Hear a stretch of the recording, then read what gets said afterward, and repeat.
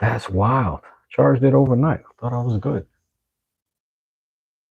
Appreciate y'all letting me know. Appreciate y'all letting me know. I'll try to look out for that. There's a little indicator there.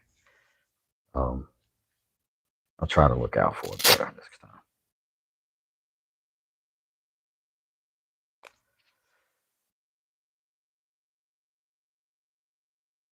Can you hear me now? Just to double check, triple check. Oh yeah, we good. Appreciate that, John. What up, Craig? How you doing, man? Craig is a stylist. You might be the most stylish Englishman I know.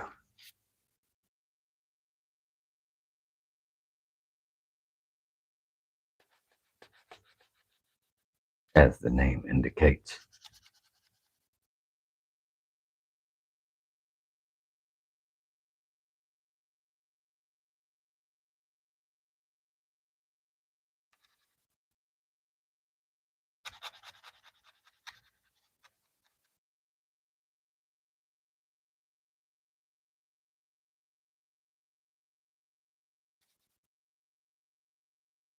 Now this is a 220 I'm sanding with currently, which ordinarily would seem like a finer finish.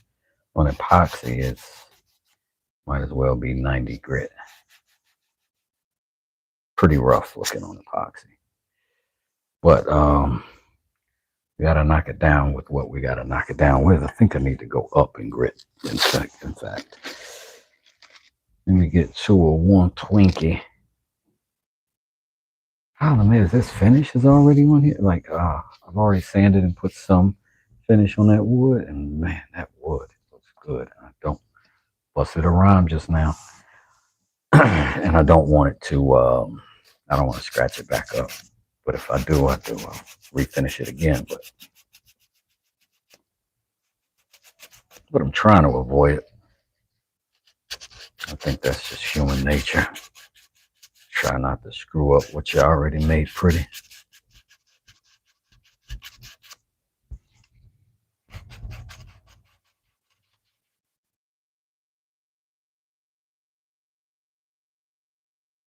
Let's look down, bro. Oh man, I got my whole zipper open.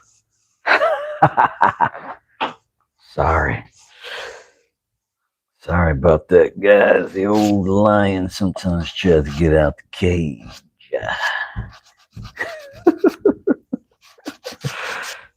Yo, John Parham, appreciate you, fam. So glad you're a monitor. You did smooth too. I like that. Appreciate you, man. That's how you know who your friends are. That's how you know. The other 75 of you hogwash. John Parham is one of those 8 who hit that like button for sure. For sure. The rest of you are a bunch of frauds. Then Craig Posh. Craig definitely hits the like. That's my guy.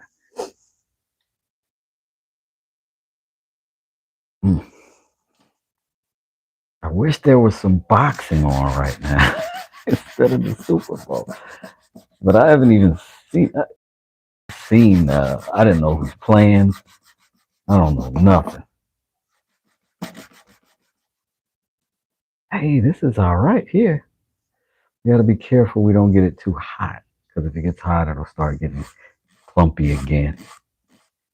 But this is starting to get that material off. I don't know if you see this, but I got a little dip right here, and I got to sand down to that to get that looking decent. Got to make sure everything looks intentional, proportional, consistent. Did you know human beings are attracted to certain things and we don't even know why? We're the only animal that attempts straight lines. We're the only ones that are just attracted to cubes and junk like that. Maybe cats. Cats climbing boxes like crazy. They're like, this is great.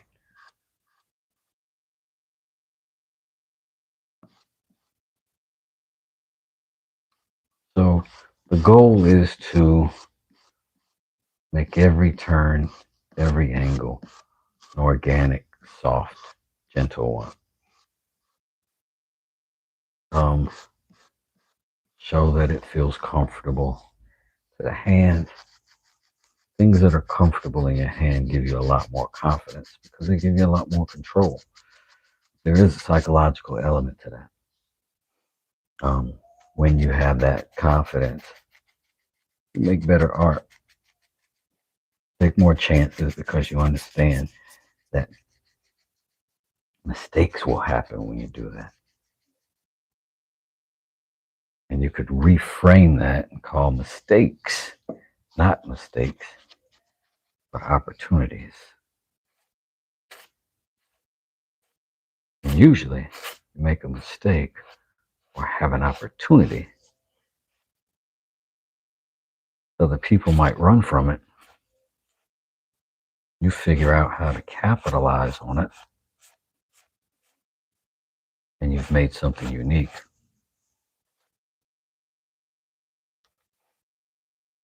Good art abandons the conventional, whether it does it up front or on the back end. But good art abandons the conventional, but it still carries with it the capacity to attract, evoke some sense of emotion, even if that's simply fascination with the aesthetic.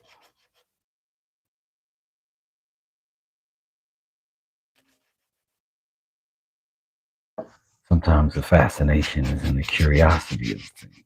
Why is it shaped like that? Why does it look like that?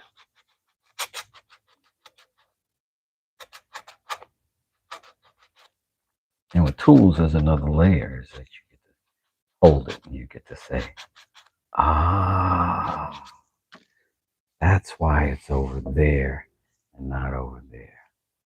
Ah, that's why that blade is very so slightly curved, favoring the edge. Ah, that's why it's rounded on the back, so there's no friction in the turn of a cut. That's why it's rounded right there, so his finger can rest in it comfortably and still get the same pressure. Ah, that's why this angles that way, so that thumb can rest there and not next to that blade. Ah, that's why this one's fatter, so it'll fit in the hand all the way back to the palm. This is how I did it.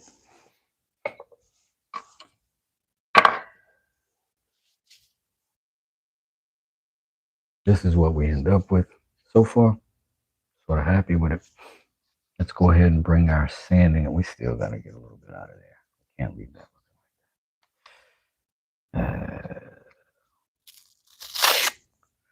move this pad over to the outside edge. These are slightly bigger than what they have to be, so you can put them right in the corner, right? And what that'll let you do is get right up to the edge of something without damaging the adjacent plane. And you can pull it back a little bit, and that way you know you'll never be damaging. Or you can leave it a little bit over the side like that, and it'll let you round over and soften a little bit better because of that. The little slight bend and give that it has. But right now I'm interested in getting to that edge pretty harsh, but keeping this sponge side up against my blade so I don't make scratches.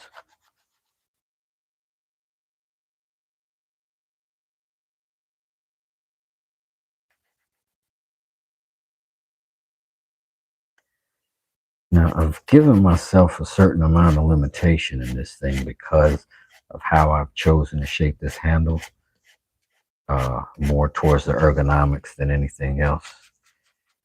Which means that the sheath that I make is going to have to accommodate that somehow or ignore it altogether. One of the two.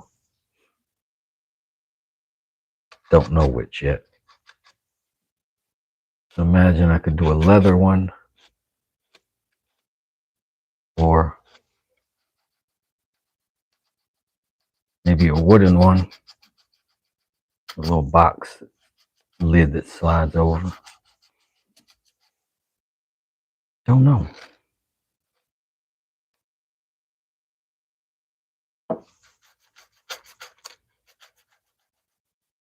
But I am going to have to figure out how to get epoxy to be shiny after the sand, or how do I get to the sand that gives me shiny? You know what I mean?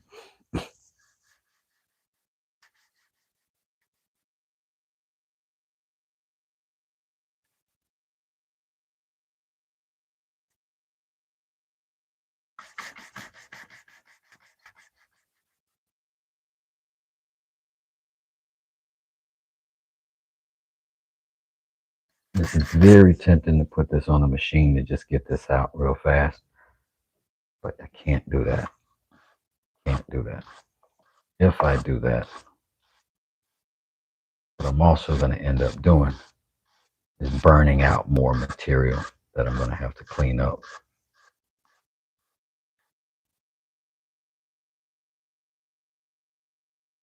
Trying to just keep sanding on this rubber sponge, little by little, bit by bit.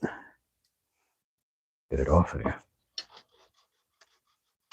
I wonder if I put ice on it, if that'll help. Just to firm up the texture. I don't know that it could hurt. I'll be back with some eyes.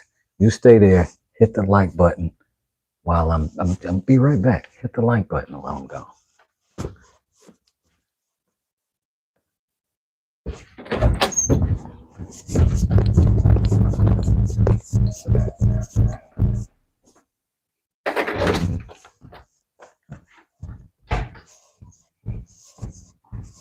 Hey, kitty cat.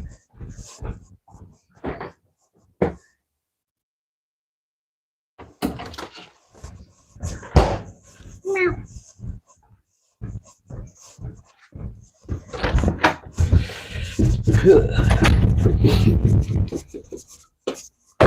Ugh. Rubbers and plastics are very reactive to temperature. I'm going to put this ice pack on it.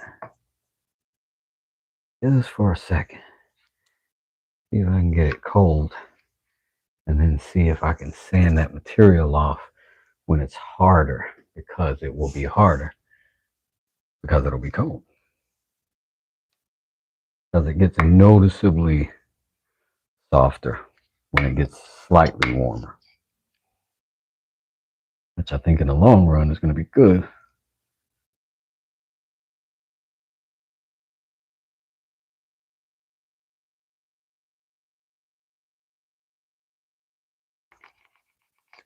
Bet you that's the first time you've seen that. Let's try it.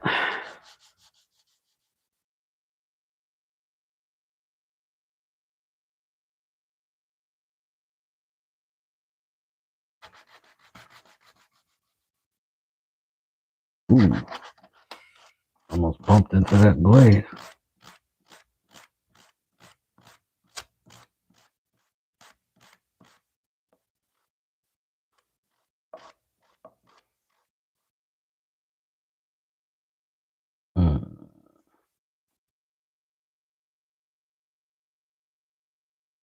I am so tempted to put a tool, power tool on this. So tempted. Wouldn't be right. I'm getting so close though. Put some more ice on it. It's like good cognac. Tutto nice. It's delicious. Hit that like button like John Parham said. 1 out of 10 of y'all, disgraceful. You low down dirty shame. It's a hardship I wouldn't wish on anybody.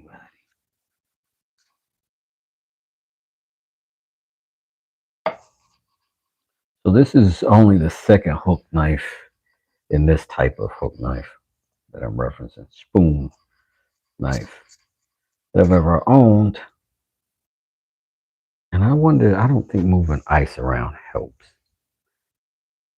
Does that create friction?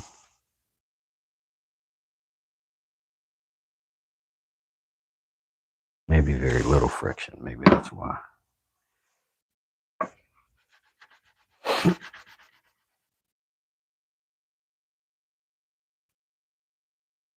This definitely helps.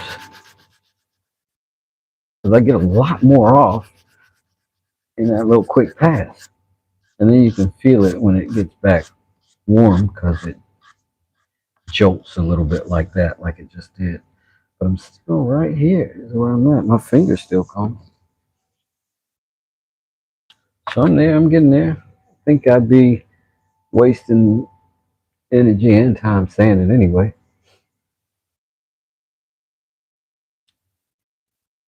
Because I'd have to just wait for it to cool from the sand. I should cool this too.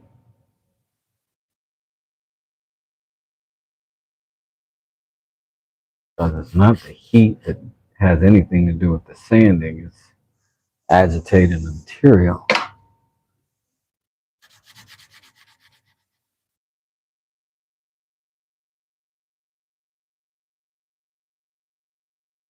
Oh, we're getting closer.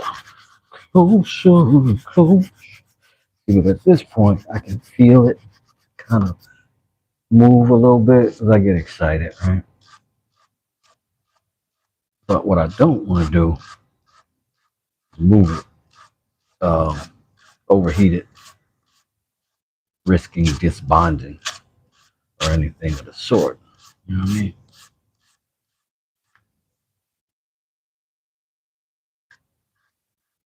So if every time I hit this edge, I come around this corner with it, get rid of my edge that's going to want to drag with it, I can keep it soft. And when it's time to put my final sand finish on it, I can do that. Still experiments. 122. I'm glad to see 122 of y'all in here, you motor suckers. So is your football team winning, John, or is your football team losing? You said, oh no. So I guess I sort of could guess. But who's your team?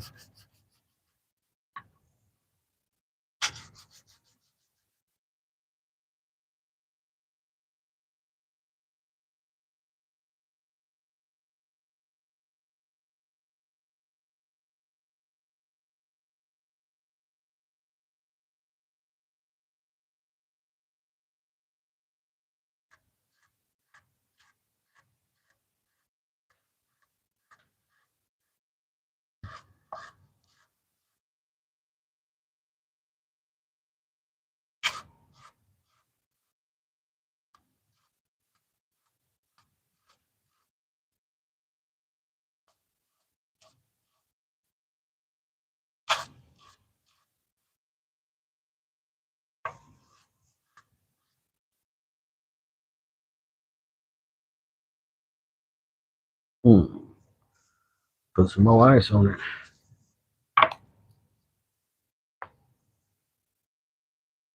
Trying to get it as flat to that surface as possible.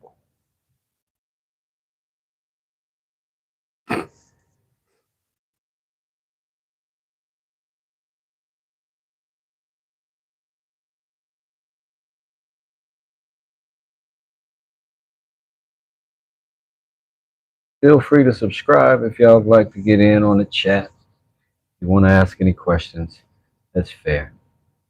I'm right here.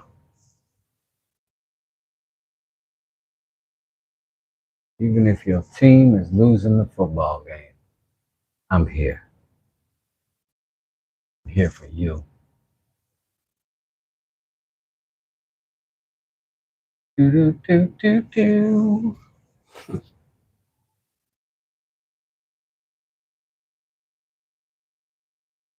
Should have maybe put the game on, then I could like be looking at it, talking about what's going on while I'm cutting my thumb off. But decided against it like a fool.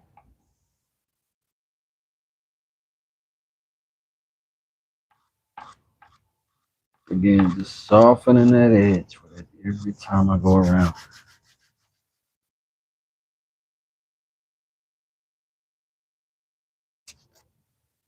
Because if nothing else, I want uniform. I don't want to look like I got mistakes in it. I don't like that. Don't like that.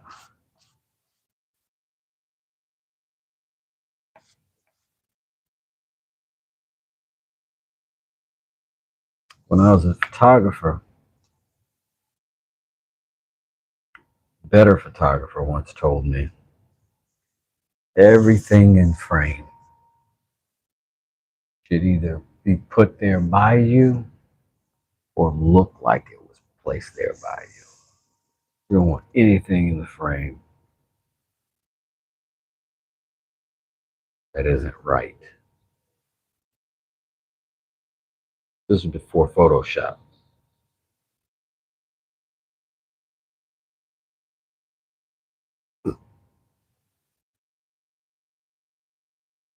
So I bet this would have worked better if I was just dunking it in cold water, like ice water. Maybe it'd be quicker. It'd definitely be messier though.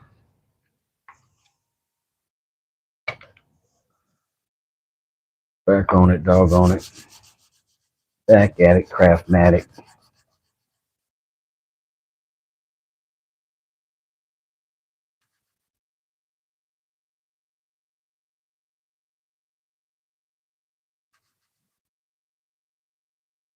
Power tools in this circumstance generate so much friction, they overheat the material, create their own set of problems and gouges and lost intentions.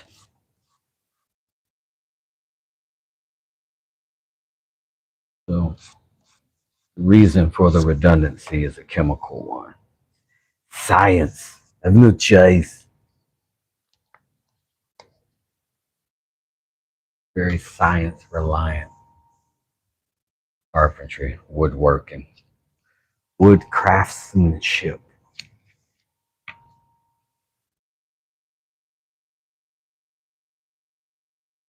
Hope you're enjoying football. We don't have to think about what the heck is going on with our government right now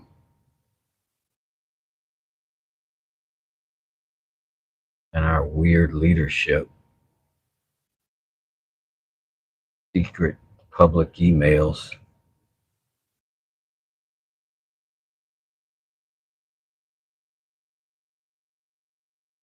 A lot of grossness in this world.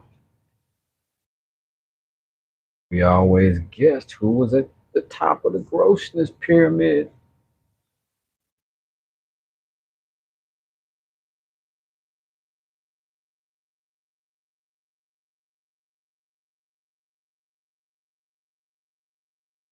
I'm just rubbing this in directly on the ice so that maybe it, you know, get wet and stay cold a little longer. Also helps me visually see what I'm trying to get off.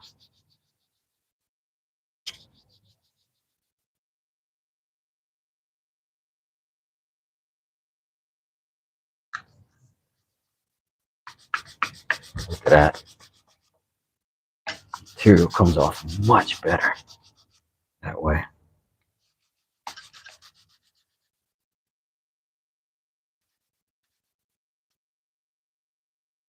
Almost there. See, this is actual ice. The rest of it's got ice inside, but this ice that formulated on the outside of packaging is letting it turn into water and get a little, I guess, more coverage, which is good.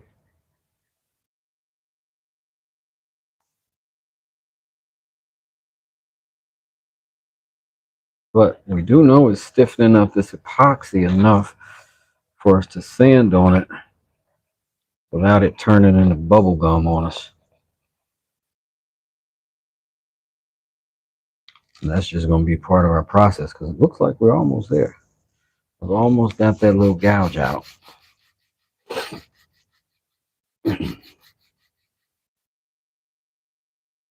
Gotta have some creative ways to do some of this stuff, people.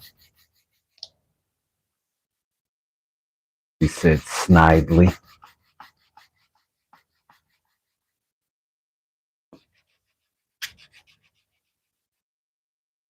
smiling to himself and his accomplishment.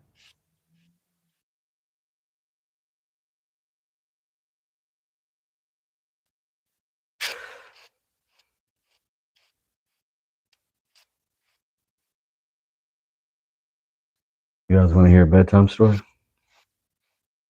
Okay. Here we go. Once upon a time, not long ago, where people wore pajamas and lived life slow. Laws were stern and justice stood, and people were behaving like they're all too good. Lived a little boy who was misled by another little boy. This is what he said. Me and you, Ty, we're going to make some cash. Picking up old folks and making the dash. Another and another, sister and a brother. Tried to rob a man who was a DT undercover.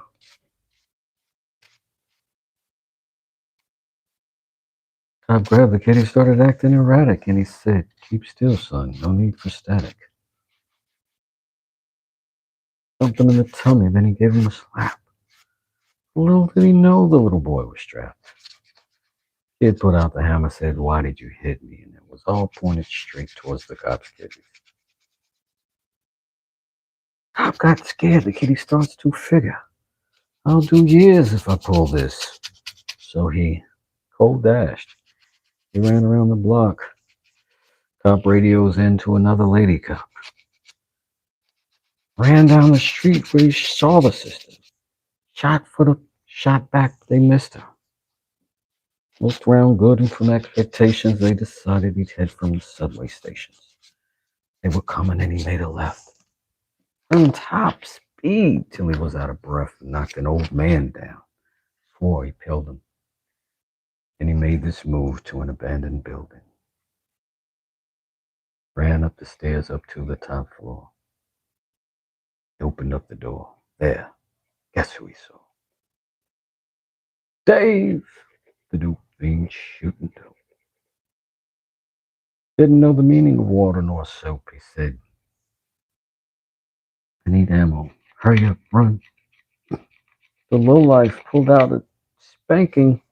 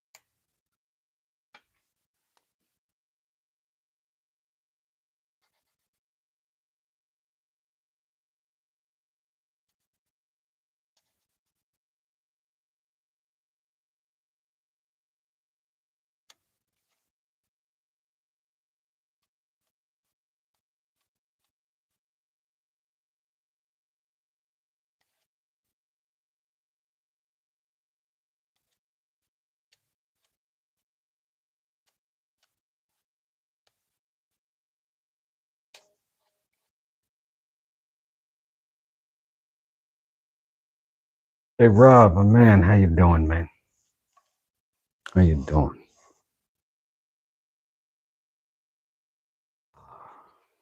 Let's assume this.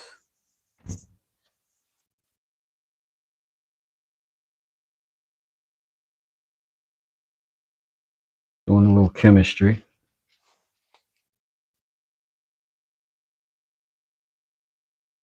Getting there, y'all. Getting there, y'all.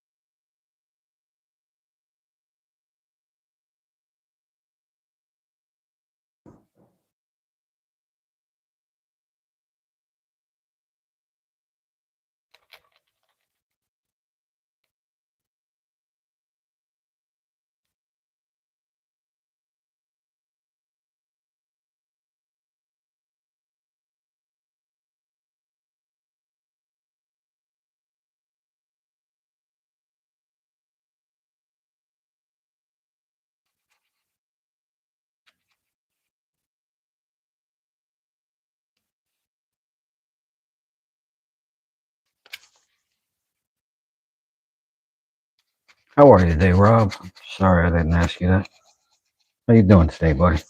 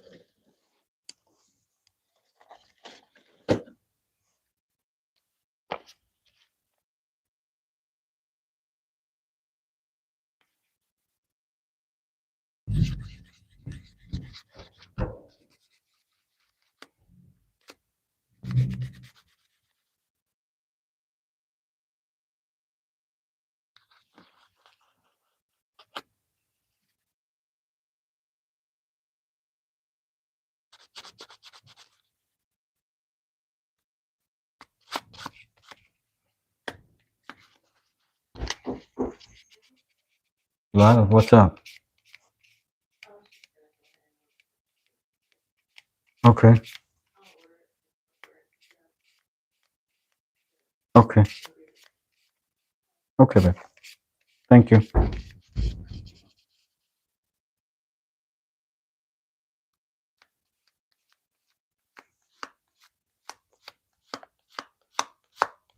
Nicest little woman ever walked the globe.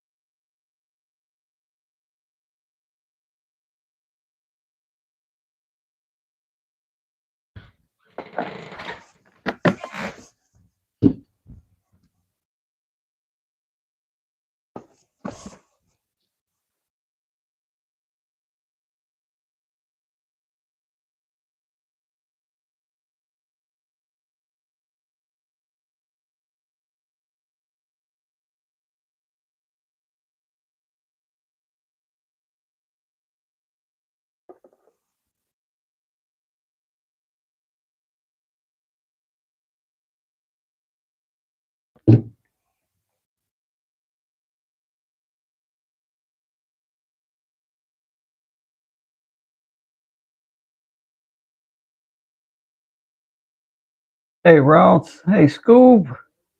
How y'all doing? Good to see you. Good to see you.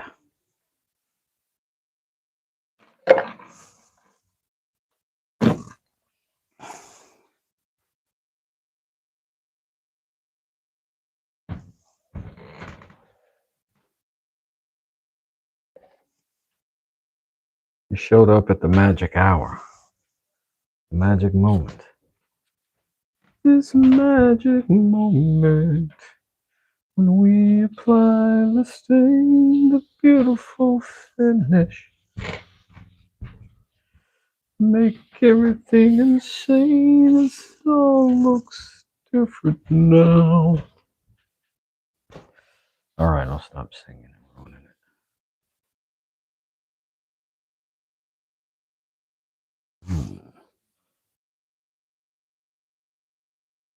This is the first time I'm trying this new formula I've been put on to for my finish.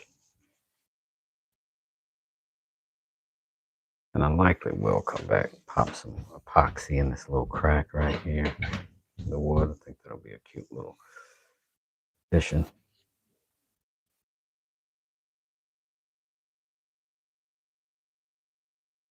Man.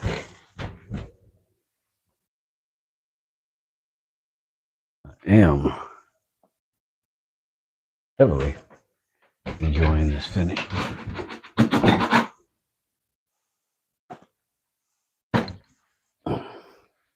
gonna do a quick wipe off.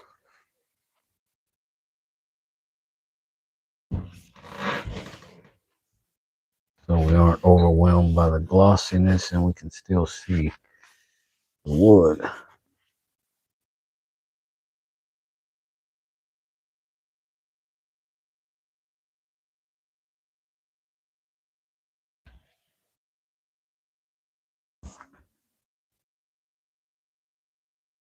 Soak in some more.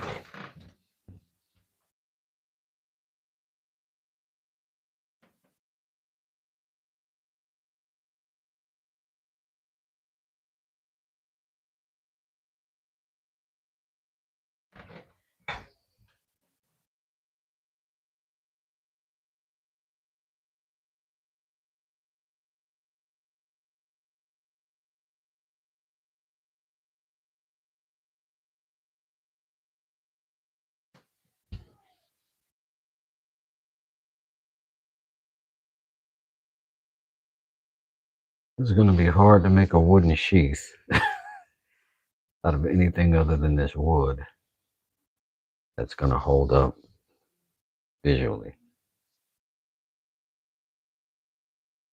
I think I may need to make a leather sheath for this one. I think that would accent that. We don't want to try to steal the show from this wood.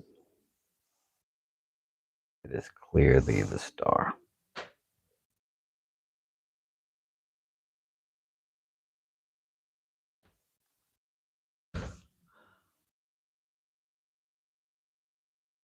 So I'm going to sit him here for a second. Ugh.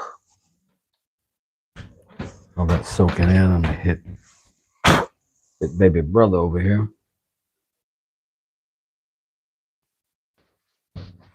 This is a hook knife I built the day before,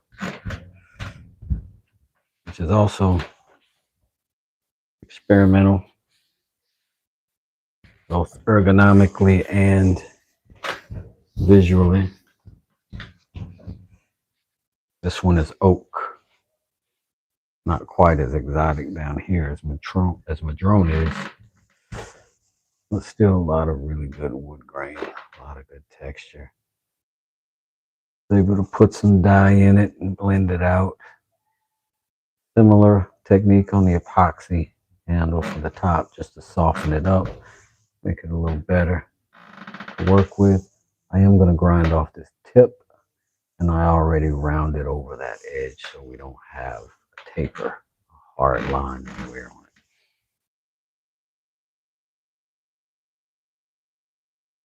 it. So these two, I'm going to sit here, soak it in.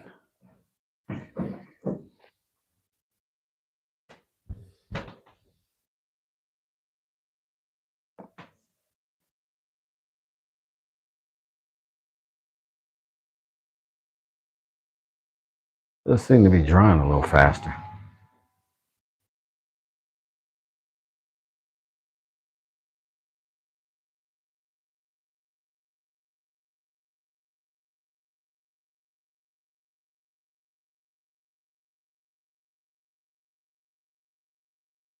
I am pretty good with these results in the moment.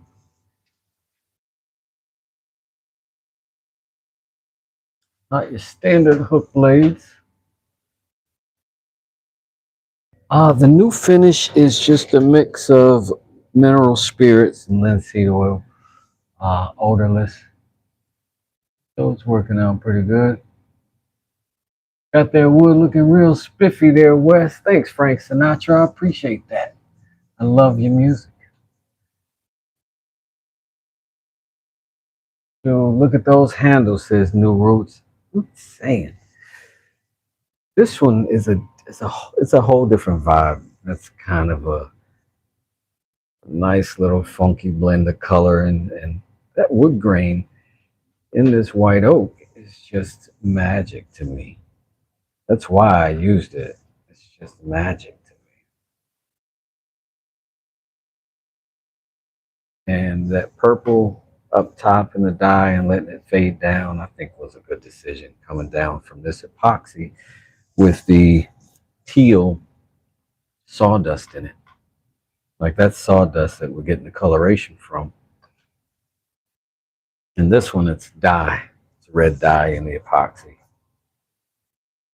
Um, and that sort of is what it is. Y'all chose that red, and I think it was a good choice.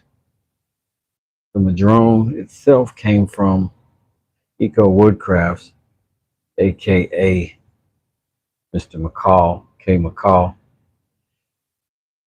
Um, I am eternally grateful. I got to figure out how to gift him something else back now. Try to put him something, a little package together. This just comes to me on random. He didn't ever say, "Hey Wes, I'm going to do something." He's never once been like, "Hey, show off my stuff. Hey, that's my wood." Not once, not ever. Just stand up guy trying to help me out. Appreciate it.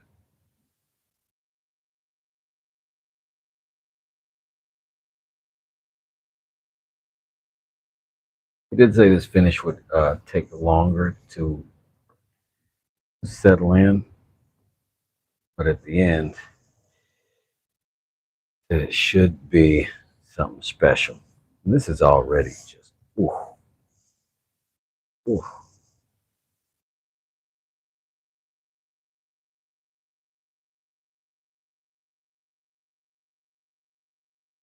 And so I'm very proud of these tool upgrades that we've done here with this one, this set. I think I am going to continue this tradition, these characteristics. Uh, what's funny is that this handle is inspired by barber clippers. Like I cut hair too. I cut my kids' hair. I've cut my hair my whole life. So this is a very comfortable in your hand size, right? But we're only trying to go one way ever with this thing. So it makes sense to put the leverage here, right? Towards the, hold on, something in my, all right. You get the leverage here, and that's why the cutout, and that's why the blade is over this way instead of center. If you look at it, the piece, and this is a cutout for your finger, and then we've got a little bit of build out here for your thumb, just so you got more strength in that. Still tapered in, so you're not bumping up against too much of your material. I like it. Very happy with it. I did round off this tip like my good friend Lyons told me to. And I did round off that bevel like my good friend Lyons sent me a video on how to do.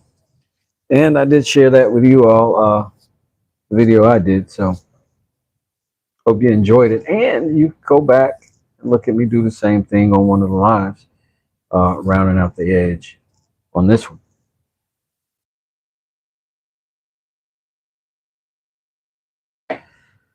Um, I think I'm gonna let these dry for maybe a half hour, and then we'll come back to it and we'll start trying to make the sheaths. I don't necessarily want to try to handle them and the sheaths while they're still wet, so I'm gonna give them some time to soak in a little bit more and dry up. And as you can see, it's happening fairly quickly. But I want it to take without my fingerprints, and then we'll come back, finish out, put some sheaths on these because they can't just sit out and they don't stick to my magnet very well. So I got to have a place where I can not worry about them falling and mucking up the blade because they're so delicate in that little curve. But I do thank y'all for coming and hanging out with me. Everybody who did, I did put all the thought into that shape. These are very uncomfortable knives when they're small like this and you've got to rely on your finger against the edge. And that edge is just square cut. If you don't round it over, it hurts. I'm going to go ahead to the shop myself, get some new lights to hang, replace 2 bulbs with 4 48-inch lights. That's nice, new Roots. The more lights, the better. I love every light I'm in here. And sometimes I've got some reserves that I'll turn on. But yeah, you get a lot of bang for your buck if you're doing videos and you got extra lights. I think that's definitely the way to go. And if you go on, I'll come check you out. Hey, two dudes, how you doing? Thank you for coming out. I'm sorry I didn't see you earlier, but I'm glad to see you here. Almost looks like a paintbrush, says Fetty. You right. That's sort of the inspiration for that, right? A lot of my history is in, you know, paint arts and things like that. So I try to build shapes that feel good in my hand, that I'm used to, that I'm aware of. So that's not always the traditional look, you know, but man, do my tools feel good in my hand. And that's so primary.